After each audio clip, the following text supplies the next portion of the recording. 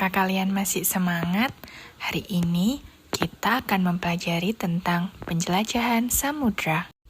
Peristiwa ini berawal dari jatuhnya kota Konstantinopel ke tangan Turki Utsmani.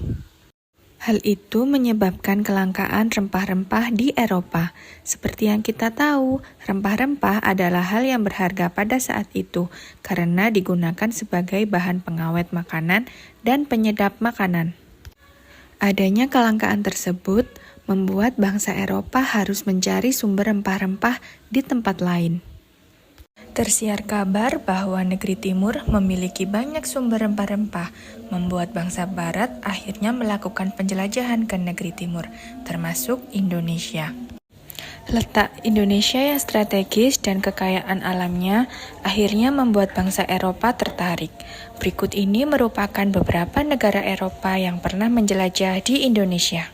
Bangsa Eropa yang pertama kali mendarat di Indonesia adalah Portugis. Bangsa Portugis mendarat di Malaka pada tahun 1509. Yang kedua adalah bangsa Spanyol. Bangsa Spanyol datang pada tahun 1521 di bawah komando Christopher Columbus dan Ferdinand Magelhaens. Belanda adalah bangsa ketiga yang menjelajah di Indonesia. Belanda datang pada tahun 1602 di bawah komando Cornelis de Houtman. Kedatangan Belanda sekaligus menjadi awal masa kolonialisme dan imperialisme di Indonesia.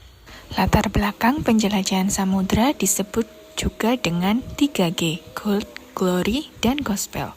Gold berarti motivasi untuk mencari kekayaan di negeri lain.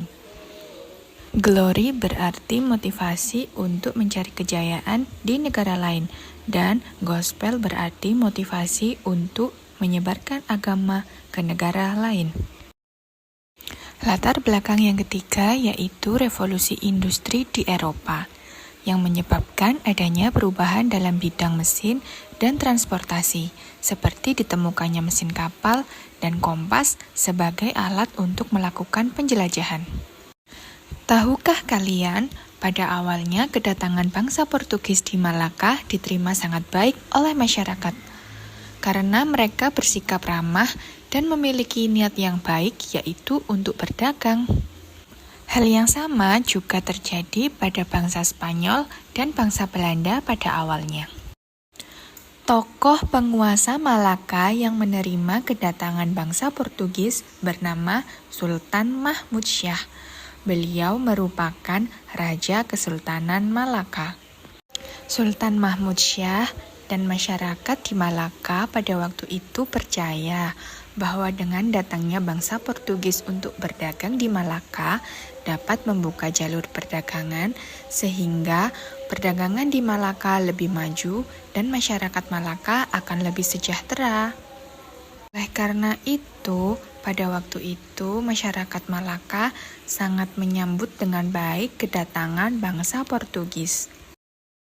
Bangsa Belanda mendarat di kota Banten pada tahun 1602 di bawah kepemimpinan pasukan Cornelis de Houtman. Kedatangan bangsa Belanda pada awalnya juga diterima baik oleh masyarakat Banten pada waktu itu. Usaha pasukan Cornelis de Houtman membuahkan hasil.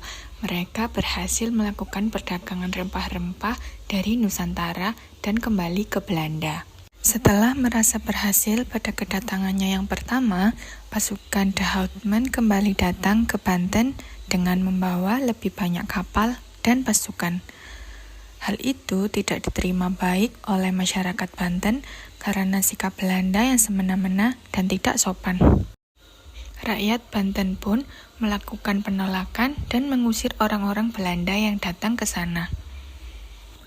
Namun tentunya Belanda memiliki cara agar tetap dapat berdagang di Indonesia.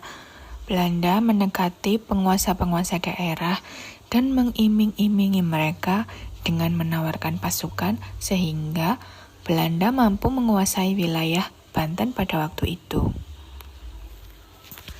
Perjalanan tersebut adalah sejarah awal mula kolonialisme dan imperialisme di Indonesia. Nah, sekarang kalian sudah memahami materi penjelajahan samudra dan kedatangan bangsa barat di Indonesia. Bagaimana perasaan kalian? Apakah kalian senang? Sebagai bangsa yang merdeka, kita patut bersyukur dan harus terus memupuk rasa cinta tanah air, supaya tidak kembali terjajah dengan imperialisme modern.